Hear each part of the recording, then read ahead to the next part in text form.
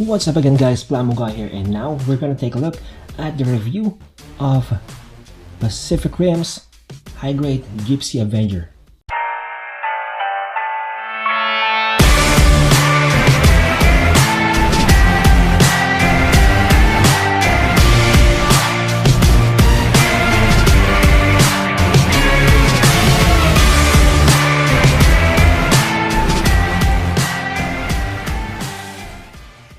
Now taking a look at this model kit right here, you can see that every detail here is recreated very nicely. All the details, including all the panel lines here, are crisp. You can see some seam lines on the thighs, some on the arms and on the shoulders, but nothing too noticeable. And overall, this is an awesome representation of Gypsy Avenger himself. I don't like the movies, I've said that enough, but anyway, the figure is amazing and that's what really matters here. So let's do some size comparisons. Here it is next to a SD Gundam, and here it is next to a Master Grade Gundam, and here it is next to the high grade Mazinger from the Mazinger Infinity, and the review for that is coming really soon.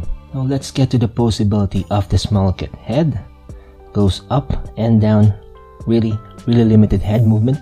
Can go side to side, not so much. The back, these two things on the back move. They do rotate.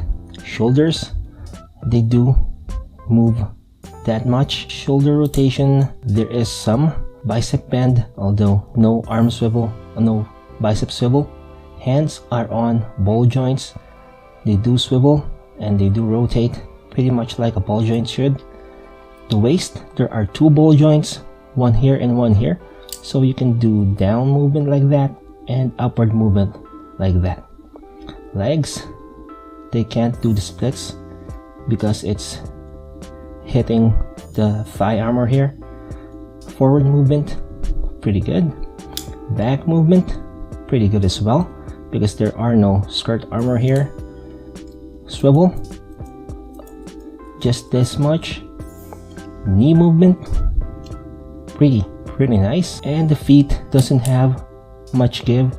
They can do side to side and up and down. Overall, you can do a lot of poses with this figure, and although limited in movement, you can still execute some of the poses on the movie itself. In terms of gimmicks, the high-grade Gypsy Avenger has some gimmicks of its own. If you can take the back piece of here, you can see that you can install a Bandai LED unit. I have one here. I believe it's the red LED, so just turn on the switch and you can see that high-grade Gypsy Avenger has an LED gimmick, and it's really good. The effect is really good. The LED is bright. Well, I guess it depends on the LED that you have. Let the LED on for the rest of the review. And for gimmicks, he has a bunch of gimmicks, including the two weapons that he used in the film. First one is the plasma cannon, I believe, and this one is the gravity laser or some sort. And you can swap these hands by just removing, or just there. It's just handled by a polycap and a peg.